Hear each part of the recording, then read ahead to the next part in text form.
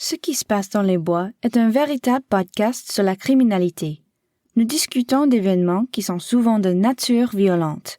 La discrétion de l'auditeur est conseillée. What Happens in the Woods is a true crime podcast. We discuss events that are often violent in nature. Listener's discretion is advised.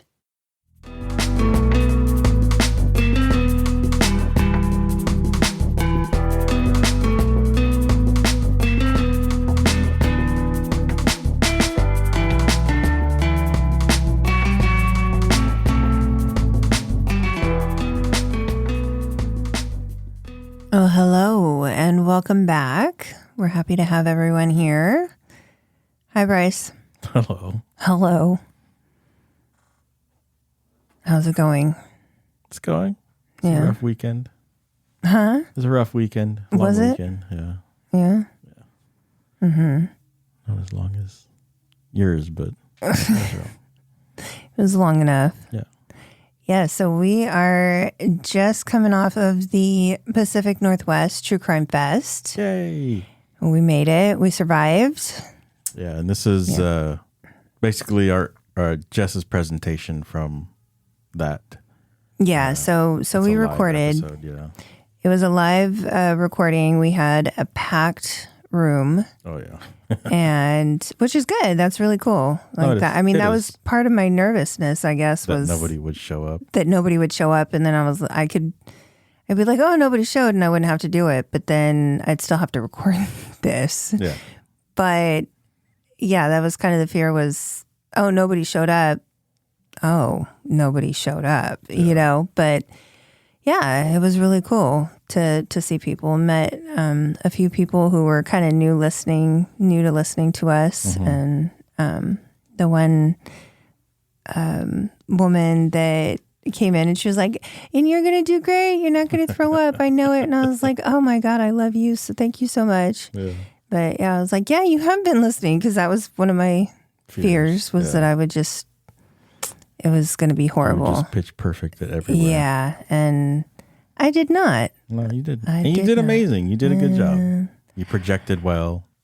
Yes, I did. I can speak loudly. Yeah. I do naturally kind of speak. Well, I don't know. I kind of have like the very quiet, because you're always like, huh? What'd you say? Yeah. Or I'm super loud and everybody's like, calm your tits. Yeah. Like nobody needs to yell right now. But yeah. I just sat there like a bump on a log. Because I think I got myself, all twisted, because, a lot of our sound, they didn't have like a monitor out for us. And a lot of the stuff that I do is, on the electronic board. And so, I didn't really get a chance to shine, because, a lot of the stuff that I do is off board. Yeah. You didn't get a chance to shine. I'm sorry, honey. No, and I'm very mad about it. Well, you just stay mad. I will. Okay. No one gets to hear me. Yeah. I'm sorry. And they did add a microphone later for people to hear us, and I was thinking in my head, damn it.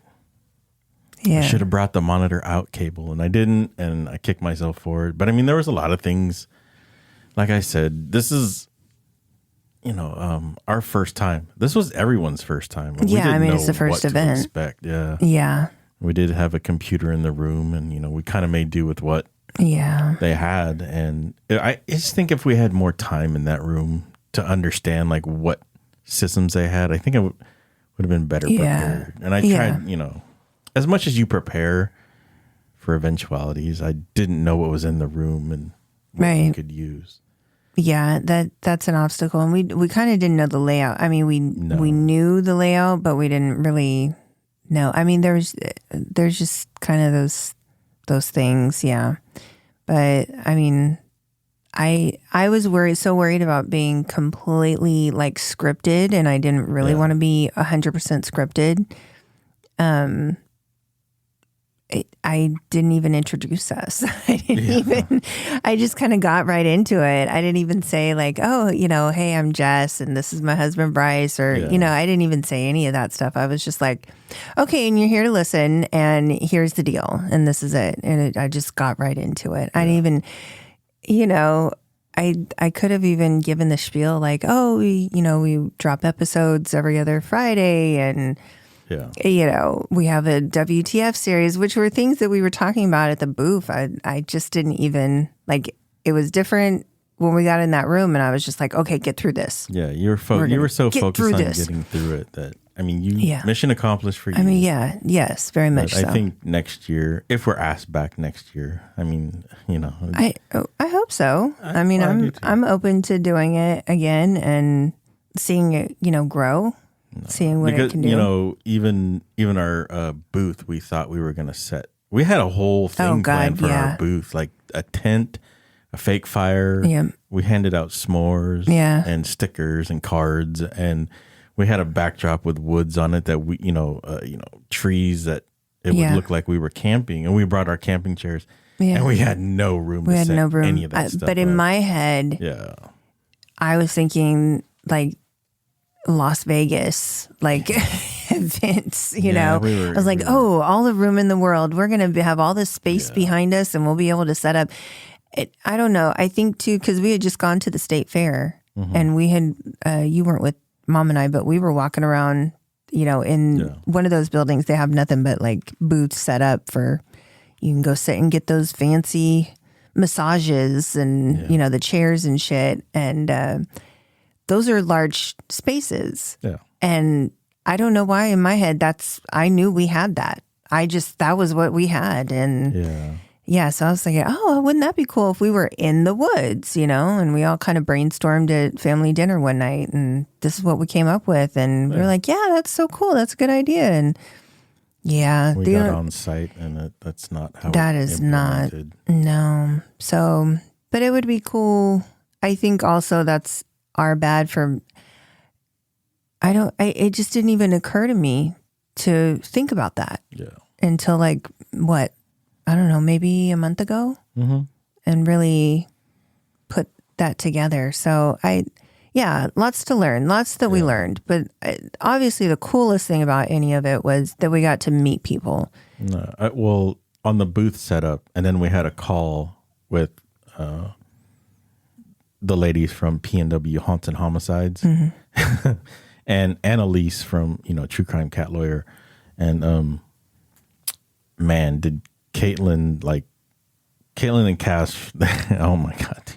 We were like, like what she listed off, what she was bringing. We're like, man, we have to step up our game. Oh my gosh, she's going to make us look bad. And we knew that we were like in the party corner, the three of us. Yeah. So, she was like, we're bringing this and this, and I have this. And I was like, they had like a photography wall. I was like, what? Yeah. What are you doing? Yeah. So we had to step up the game. But the other thing was to meet everybody. Yeah. I mean, not only just the podcast, the ladies from PNW Haunts and Homicides, and Elise from True Crime Cat Lawyer. You know what I mean? I think that was the best part. Well, I mean, everybody. Yeah. Because like Crimedoor was there. That's amazing. Yeah. Oh no. Yeah. Yeah. That was really cool. I did fangirl a little bit because of the VR, and that app is amazing. Yeah. I just think, it's one of those things that you use, and if you haven't used the Crimedoor app, you should go, because it's like a VR 3D. Yeah, it's very interactive. Yeah, very interactive. Yeah. And I did fangirl about technology stuff, so it's pretty awesome. And she is like, I don't know, she just has a good vibe. She has a cool vibe. She does have an amazing energy about her, like just, genuinely happy, or, Yeah. Well, it was really cool. And then it was cool to meet CJ from Dark Cast Network. Oh, yeah. Yeah, that was really cool. Because our friends over at Crime Diner are part of her network. Yeah. And I got to talk to her. She also has a podcast, Beyond the Rainbow. Yeah. But, I just got to chat with her a little bit. But how did you find it? That's the best part. How did I find her? Oh, I was going to the bathroom. Yeah. And then you walked by her booth and... Yeah, I walked by and I was like, oh, hey, I recognize Crime Diner sticker on your table. I was like, hey, I know those ladies. And she was like, oh, you do? And I was like, yeah, I listened to them. We're in an engagement on Instagram. And I was like, yeah, I'm constantly. And then we were talking about their podcast for a little bit. And I was like, oh, are you a part of this? And she was like, yeah, I'm the person behind it. And I was like, right on. Okay, cool. That's cool. Like, good for you. Yeah. And so, we were just chatting for a little bit. And then, I don't know. It was, some of these conversations that I got in with people were just like I knew them for forever, And we met the ladies from Unexplained Oregon too. Mm-hmm. And Mom and I were talking with them for probably like a good 20 minutes. Yeah.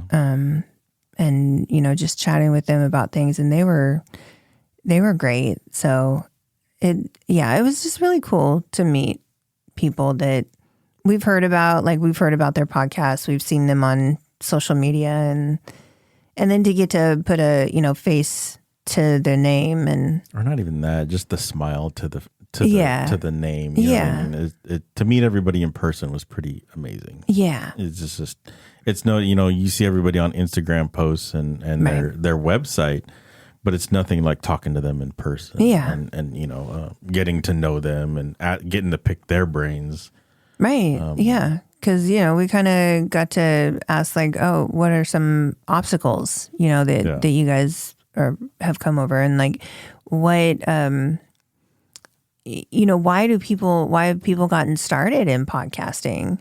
And like some of the interaction that I had with people that were going around to the booths, like the listeners that came in, or, the people that were there at the True Crime Fest, not podcasters or presenters, and, what they like to listen to. Because we had quite a few people ask us, like, what kind of cases do you cover? Like, what do you guys cover? Yeah. And I thought that was pretty cool. Like, they know what they like, and they're asking what else they might want to listen to. I think the surprising question was, like, what aspect of it, like, that you like to cover. Yeah. And I mean, it's different when you're in person with people and they're, interacting, because, I could look at numbers all day and stats and things like that. Right. But you don't really get to meet the people and be like, oh, this is what we're interested in. And then, try to, incorporate that into, the show. But I think that was the best part of the show, was actually interacting with fans and meeting people and just saying hi. Yeah. Yeah, it was really cool. Because, it's different when we're here in the studio behind the microphones. Yeah. And, to meet actual fans, it was pretty fucking amazing. It was. It was. And, to meet people who now hopefully are listening. So, hello and thank you. Welcome. Welcome, everyone, from the Pacific Northwest True Crime Fest. Yeah. So it was really cool. There's definitely a lot of people and conversations that we had that will stick with me. And hopefully we come back next year and we see some of these people again, and, we'll be able to say, hey, I remember you. And yeah. So it was really cool. Any other updates? No. I'm really sad. Why? Angela Lansbury died. Murder, She Wrote. No, I know. I mean, come on. That's my childhood. I'm sorry for you. I mean, she lived a good life. She did. Well, I thought she was 83, but she was 90. She was 96. 96. Yeah. I'm not going to lie. I kind of thought that maybe she had already passed away. No, because right after she did all that, I know that she just resigned quietly to the countryside, her home, and just lived out there, which you're right. Only I could hope to do that. Yeah, that'd be great. But yeah, Murder, She Wrote, I don't know. It was one of those shows where not only was it the main person was a female, right? I mean, this is in the 80s, but like her supporting cast was different all the time. Yeah. And she carried the show, but she also was very intellectual. Yes, she was smart. But her character was not, I mean, she wasn't uppity. She wasn't snooty about it. No. She wasn't she was smart, and she was clever, without being bitchy clever. Yeah. I don't know. It was just, I thought she was a good role model for, when I got older and watched the show in reruns. Mm-hmm. As a kid, I just thought it was so cool. I'm like, how does she know all this? Yeah. Obviously, because it's a fucking script. But it was, I don't know. It was just a cool show that as a little girl, I liked to watch. But as a young adult, I realized how important it was, And not to mention, I mean, I've always been fascinated with watching mystery things. Yeah. So it was just a really cool thing. And it was actually one of the shows that Mom would let me watch, Grandma would let me watch. Yeah. And she liked watching it too. But I don't know. It made me kind of sad this week that happened. Yeah. Yeah. But she was an amazing actress, and I'm gonna have to go through and watch Murder, She Wrote again. I think it'll be like Golden Girls. We still have to finish Lock and Key. We still have to finish Lock and Key. We did not catch Hot D this week. No. We're slipping on Hot D. We were busy. You weren't even in the country. I wasn't. And yeah. Anyway. We'll get it taken care of. Yeah. I do want to kind of, speaking of Unexplained Oregon, I speaking with those ladies, and what they shared at True Crime Fest this weekend was a homicide that is unsolved from Tacoma. So just right up the road from us, right? This is a woman who was last seen on Monday, July 27th in 2020. Her car was found on fire, ablaze, completely engulfed 2 days later in Tacoma.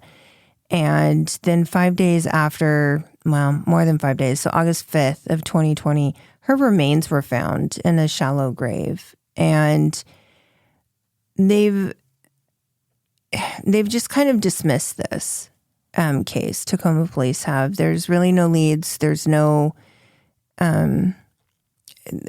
attempts that are being made now to try to figure this one out. And her son is just asking for any and all help. Yeah. And really listening to them. These ladies were very passionate. Everybody that presented this last weekend did a phenomenal job. I mean, the cases that we covered, the amount of research that went into them, there was a lot.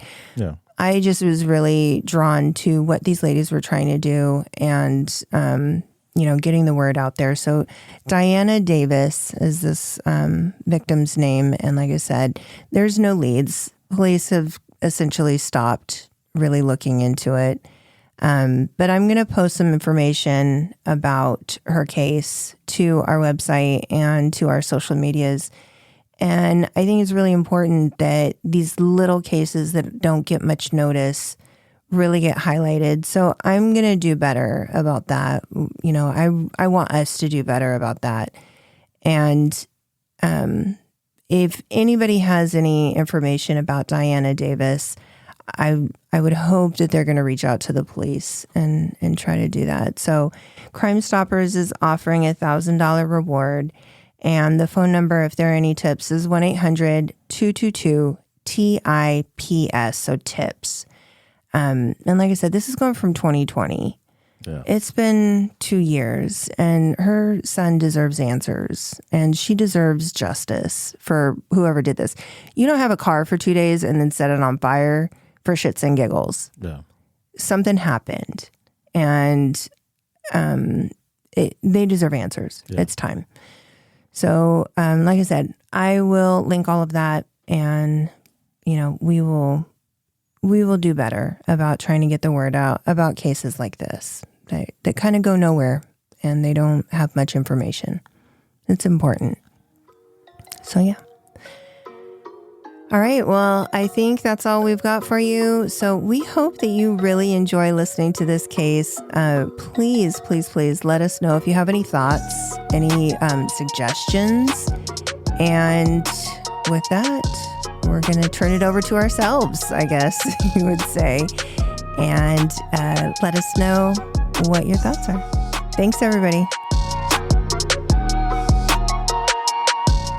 Are the speakers sounding all right? All right.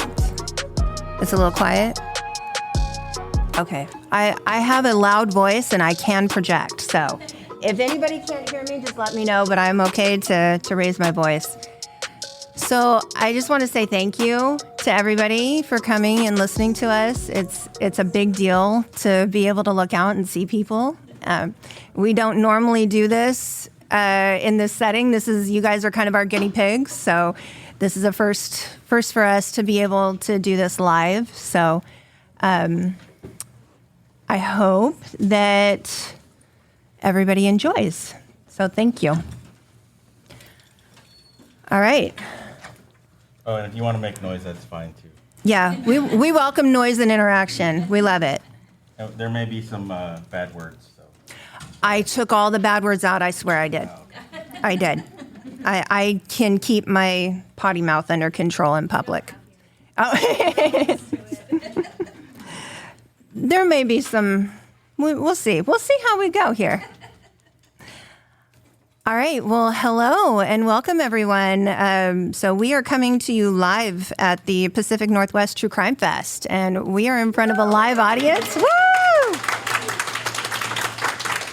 So if anybody has listened to us, raise of hands. Anybody heard us? A few of you. Our family. But I was talking with you earlier.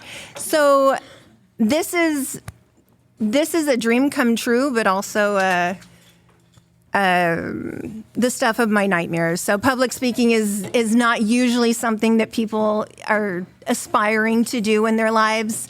It's very rare that you hear somebody say, "Oh, I love to get up in front of an audience and speak, and I'm going to be comfortable and in my own skin." For me, this has been a push. We've known about this for a year, and I thought, why not do it? Why not try? And it has slowly entered my mind. You really have to get up and speak in front of people if you agreed to this. So this is really something you have to do. So I'm excited to be here. We're both excited to be here and to be a part of such a great inaugural event that we hope is coming from years to come. You know, there's more events yearly. So again, thank you everybody for coming and supporting all of the podcasts, just not us. So normally for our cases, I would give all of our information in the show notes. Because today is special, I'm going to give you where we got our information from for this episode.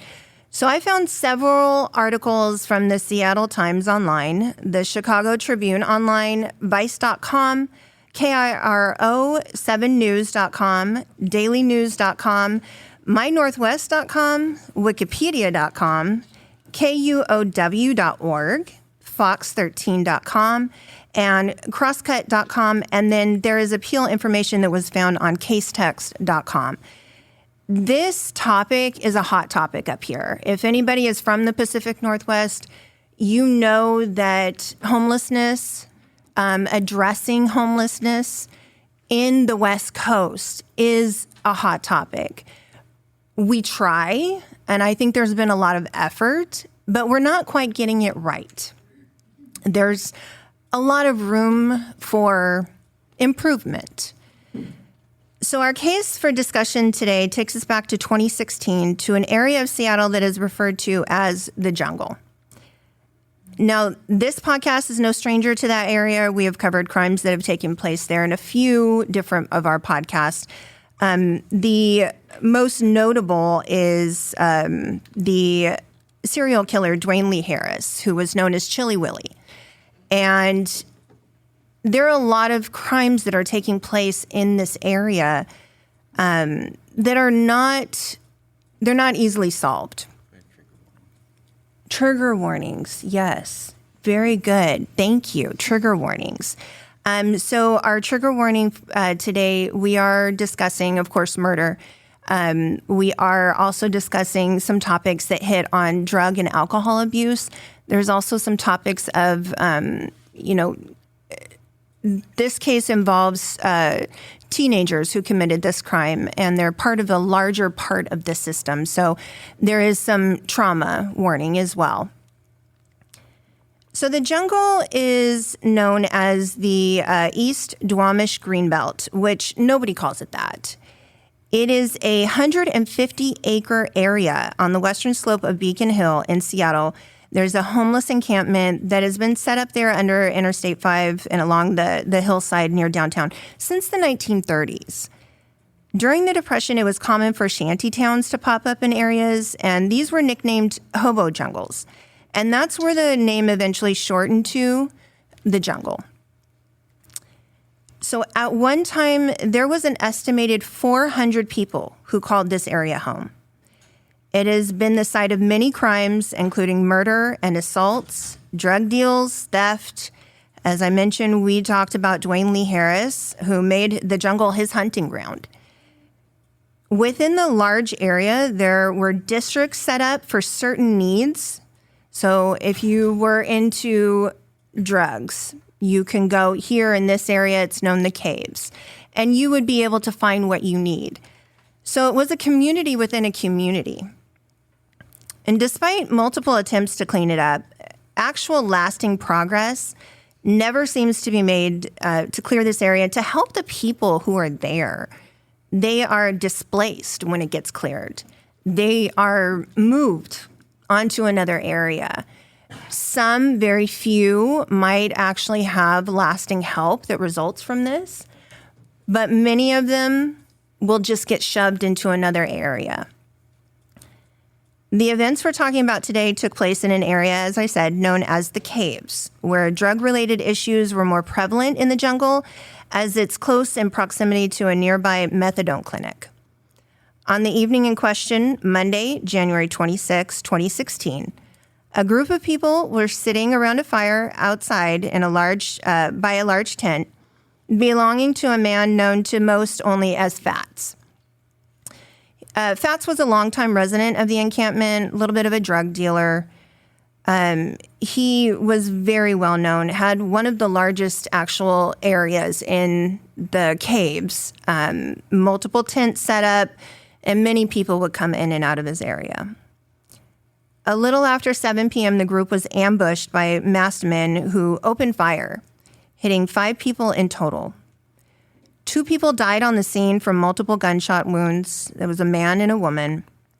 The other 3 victims were rushed to Harborview Medical Center for care for their wounds, and they actually survived their injuries. An unnamed witness at the scene gave investigators all the information he could about what happened.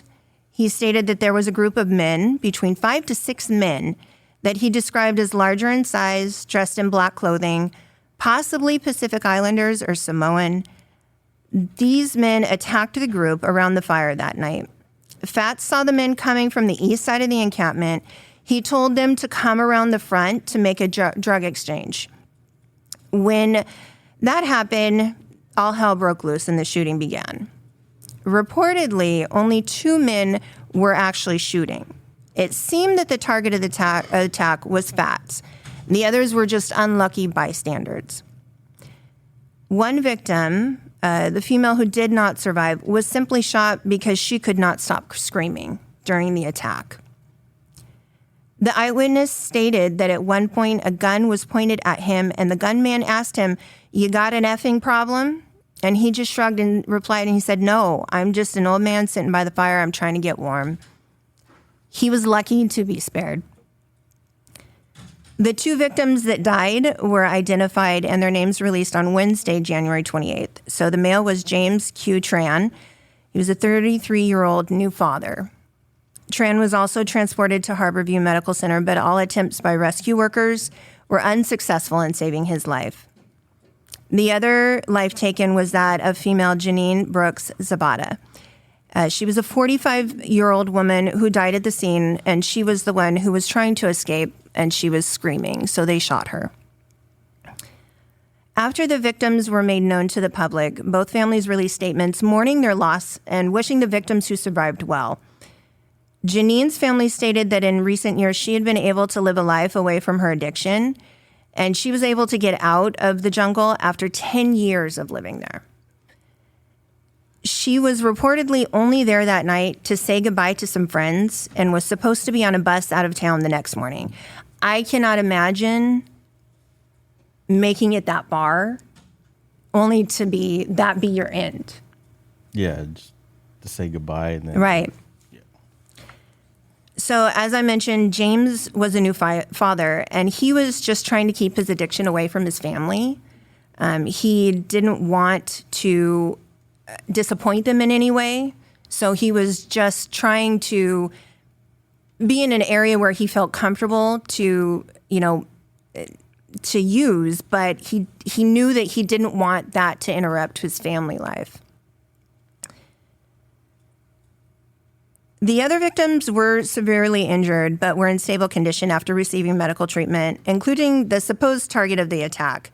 The man known as Fat Win was wounded in the stomach by a single shot. The other two victims were women, Amy Jo Chenault and Tracy Bauer.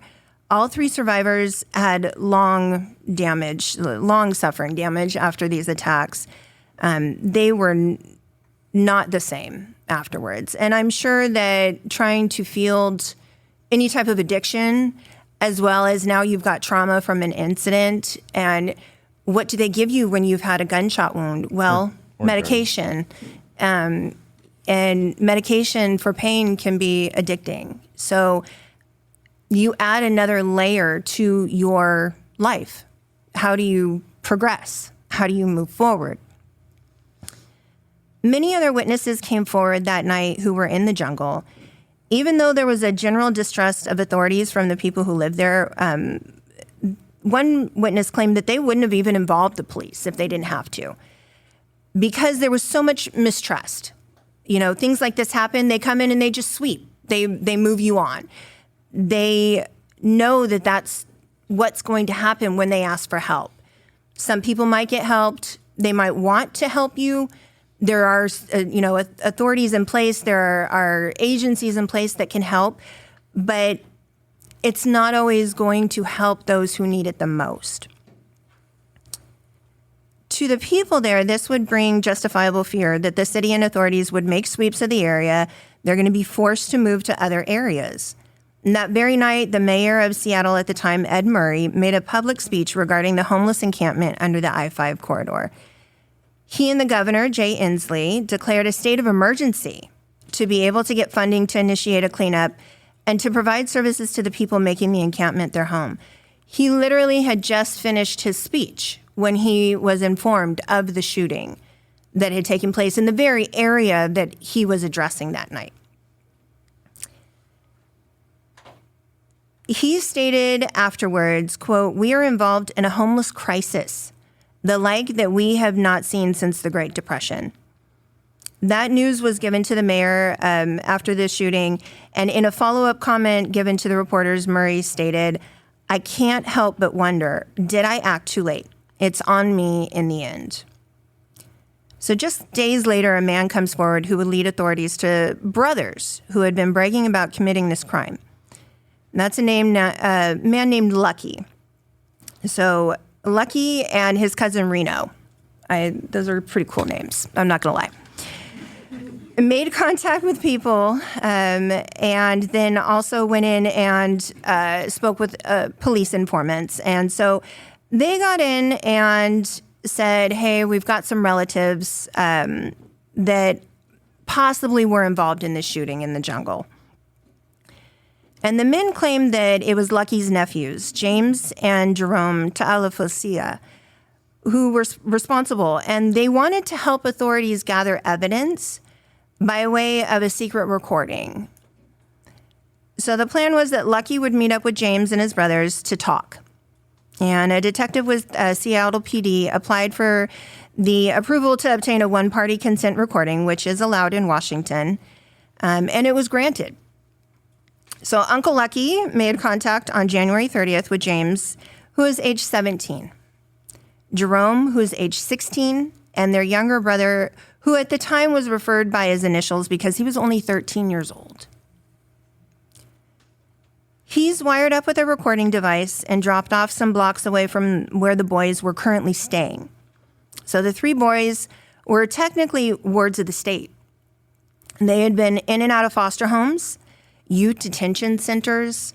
There is a huge history for these boys of recording documents with CPS.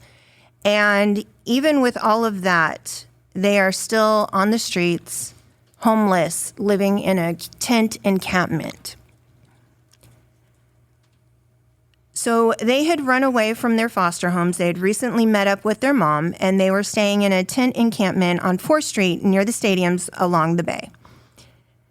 In the hour-long conversation, the three suspects came in and out of the conversation, and at one point, the youngest brother can reportedly be heard laughing and mimicking the sound of gunfire as he describes the scene. He described how after Fats was shot, he ran in and grabbed what he could in cash and drugs, and they left. The boys were made aware of the fact that their target, Fats, was in fact still alive and was in critical condition, but now expected to make a good recovery. And it is stated that James responded, quote, Jerome shot him 2 times in the neck, and then the other guy popped him in the chest. And maybe this was a surprise that he didn't die. I'm not sure why they would mention that else, why they would be surprised that he lived after all of that. They also mentioned that they left one man alive by the fire, which was the witness I mentioned, and that it was a mistake to leave him alive. They also discussed the motivation for committing these crimes. Now, there's a lot of motivation when you are in a desperate situation. You feel like you have no recourse. You have nothing else that you can do, right? We've all, maybe not all of us, been in desperate situations, but we can think of some. We might empathize with some. What they did say was their motivation was that this was for their mother as a birthday present. Apparently, the group of boys went to the jungle that night to recover money from Fats for their mother that he owed for a drug deal. A reported sum of $500. They were able to get away with maybe $200 to $300 in cash and about $100 of black tar heroin for their efforts that night. Lucky is heard repeatedly lecturing the boys on getting their lives straightened out throughout the recording. He offered to purchase the guns used by the boys to commit these crimes at the discretion of the police. He was able to buy the .45. But the boys said that the .22 was their mother's and they couldn't sell it without asking her first. So, of course, when the .45 was tested, it was a match to the rounds recovered at the scene, and it was consistent with the wounds the victims had suffered. And with this recording and the ballistics from the gun, there was enough to charge the brothers of the crimes committed that night around the campfire in the jungle. The 3 brothers were arrested and brought in for statements on Monday, February 1st, 2016. The .22 caliber gun was recovered at that time, and its serial number was buffed off and not traceable. However, the .45 was traced back to a burglary from 1976 in Seattle. They also found traceable money on the brothers that was marked from Uncle Lucky purchasing the .45 from the brothers. And with that money, they went and bought food. They got a hotel room for the night. They gave their mom $100, and they went and got food. I want to mention as well, there's witnesses that claim that there's 5 to 6 men involved. No other men or boys are charged or brought in for questioning from what I can tell of all my research. Investigators may have concluded interviews and got statements from people, but there is definitely no other parties that were charged for these crimes. And I read in one article that there was a lack of evidence in connection with the crime to anyone else.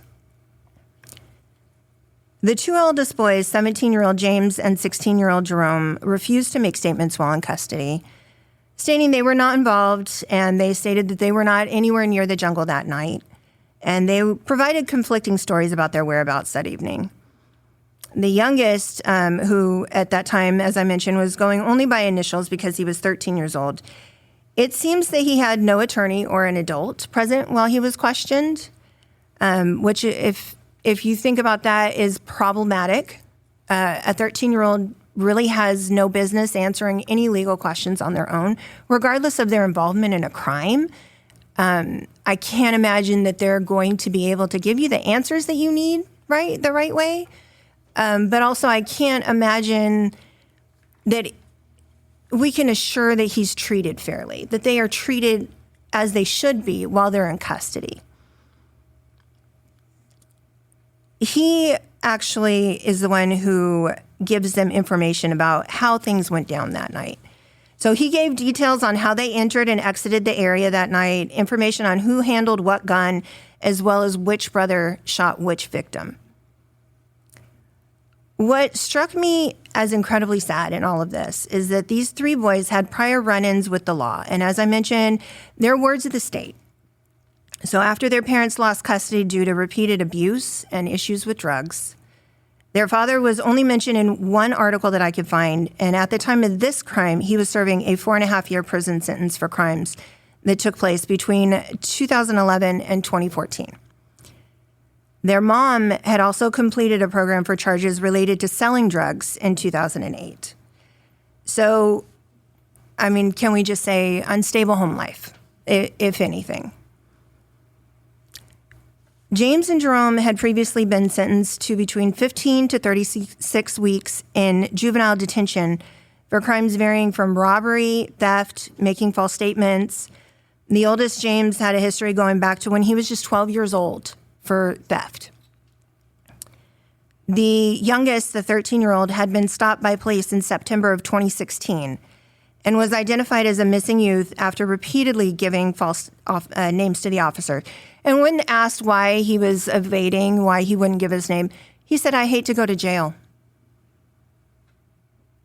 So these boys are no strangers to the system, both in, the correctional facility, but also in protective services capacity. So by Thursday, February 4th, all three of these boys were charged with 2 counts of first-degree felony murder, 3 counts of first-degree assault with firearm enhancements for each charge. And that includes the 13-year-old who did not have a gun and did not shoot anyone. He was charged in the juvenile courts with the exact same charges. The prosecution stated that he was, quote, a full participant. James and Jerome would have trials in the Superior Court as adults due to the nature of the charges, which understandably so. Murder is a serious charge. I would never downplay that in any way.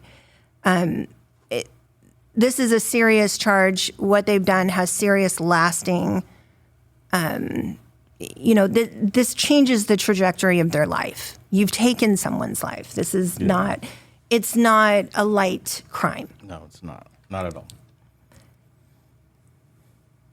So with their charges, there was a potential for life sentences because the charges were as serious as they were. But there is a law in Washington that because they were under 18 when charged, after 20 years served, the sentences can be reviewed. All three brothers pled not guilty to the charges. The first trial began in May of 2018 for the youngest brother, and at that time, he was 17 years old. His name was released to the public as Joseph Ta'ala-Felicia. He was convicted in juvenile court and would be in custody until the age of 20, with an additional 6 months of probation to be served when he transitions back into society. It wouldn't be until August of 2018 before a trial began for James and Jerome, and this would be the first of 3 trials for them. It ended in an 8-4 split mistrial, so the first in 2018 was a mistrial. The next would be in March of 2019, also ended in a mistrial, with a split of 9-4.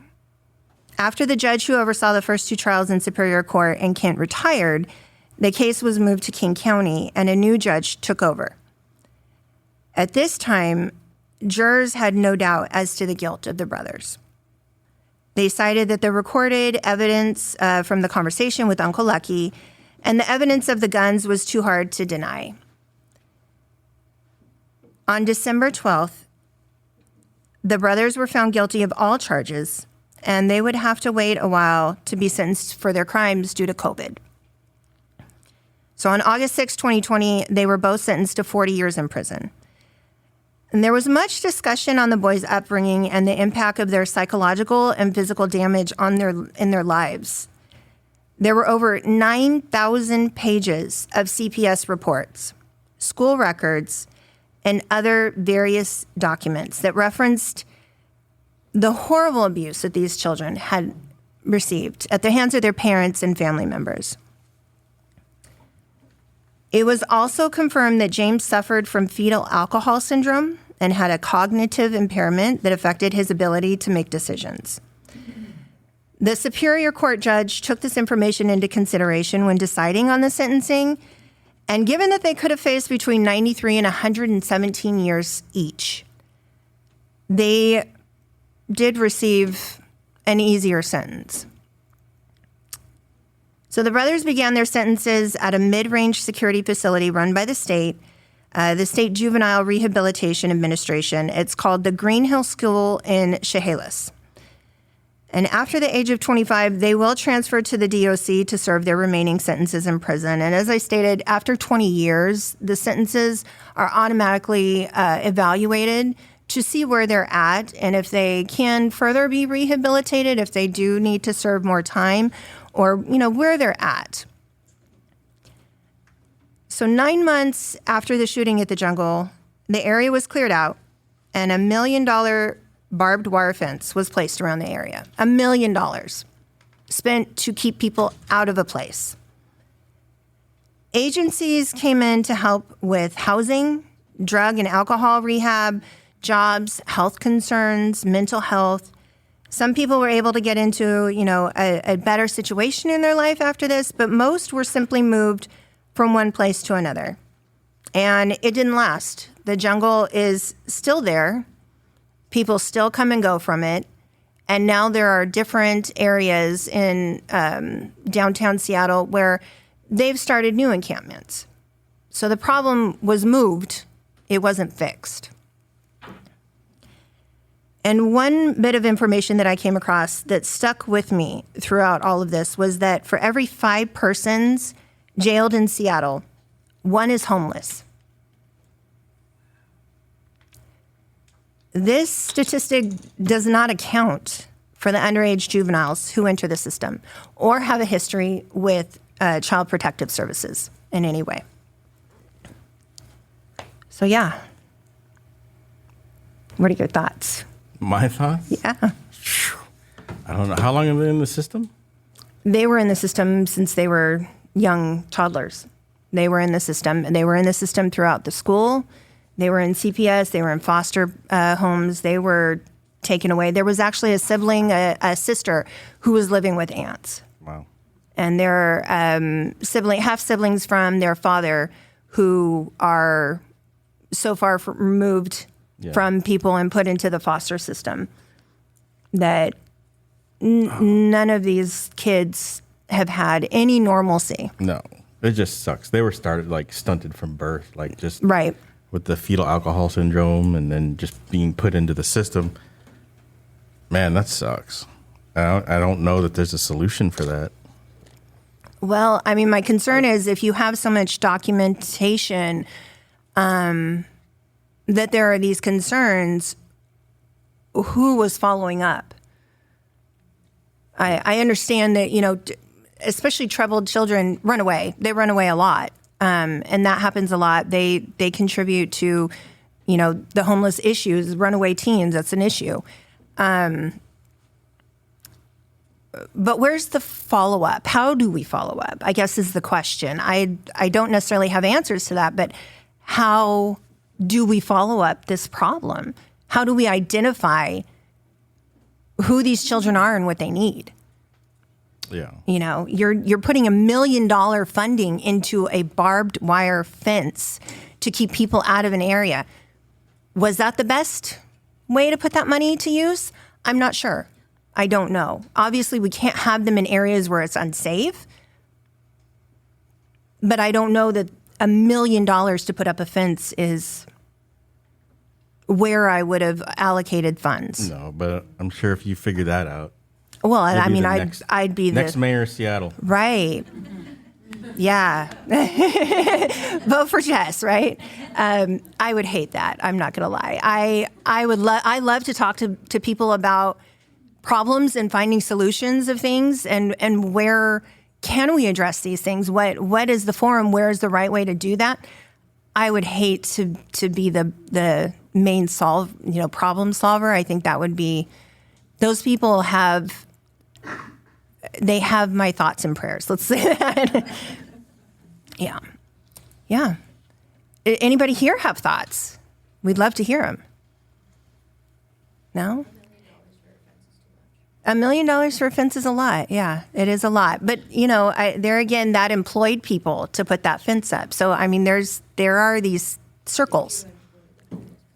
No, they probably did not employ homeless people.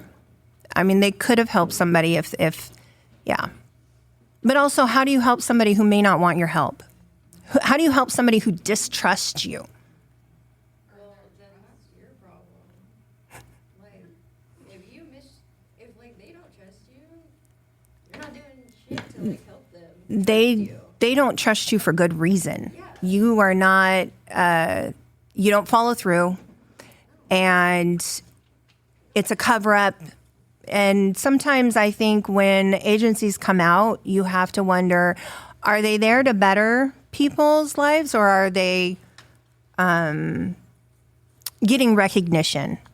And are they there to be recognized for helping, quote unquote? For those who are not here and don't see me in person, do air quotes. It's a hard topic, and it's a hard discussion to have with people who may not be open to the discussion. Yeah. So, yeah.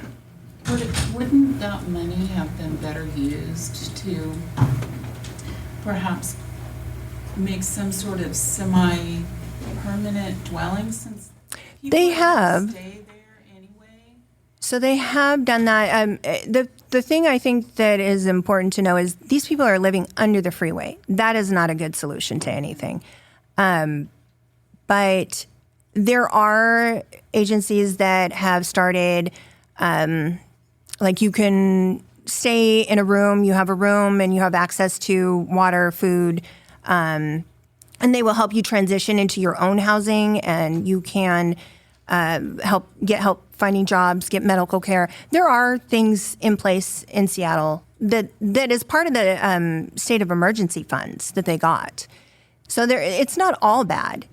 And I don't know who funded that $1 million fence. I would need to do further research. It didn't state anywhere. I'm sure I could find it if I really put my mind to it. But it might have been the Department of Transportation, for all I know, that funded that fence. So yeah. And was there anything done? I mean, those boys can't possibly be the only juveniles in that. No, they're definitely not the only juveniles, and it's still an ongoing problem. Yeah, because they are not the only children who are affected by this. There are families that lived in the jungle, and those children are not getting access to health care. They're not getting access to education. They're not getting access to mental health help that I'm sure that they need and they deserve. They're not getting it. And it's definitely, displacing a family to another area does not support their needs. So. I just feel like that's never going to get solved, because that's such a hard thing to solve. It is a hard thing to solve, and I think the more conversation that happens, the more likely we are to come up with solutions. So I definitely don't have the answers, but I would love to find them. So yeah. So that's all we got. We're going to wrap up our live podcast. Thank you everybody for coming. We're so happy. Thank you. And please make sure that you guys reach out to us and let us know your thoughts. If you're not brave enough to raise your hand and say something, we appreciate you just reaching out and letting us know. So, and remember, stay out of the damn woods.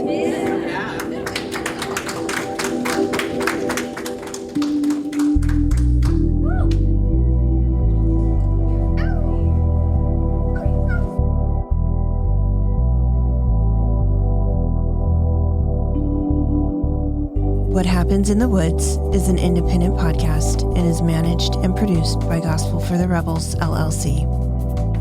Research and content are presented by host Jessica, with all editing and producing done by your favorite resident techie, Bryce. We believe in transparency and will always list our sources and information in our episode notes. We are always looking for new cases and stories to tell. We welcome your interaction with us on Facebook and Instagram at WHIT Podcast and at Twitter, What Happens in the Woods, INT2. Or if you prefer, our website is whathappensinthewoods.com. The campfire is open to all. Thank you for your continued support of our podcast. If you love us and want to continue to hear us bring you episodes, please share and like us wherever you can. But the best way to help us grow is to hit all 5 stars and review us on whatever platform you get your podcast fix. Until we meet again, campers, stay safe and stay out of the damn woods.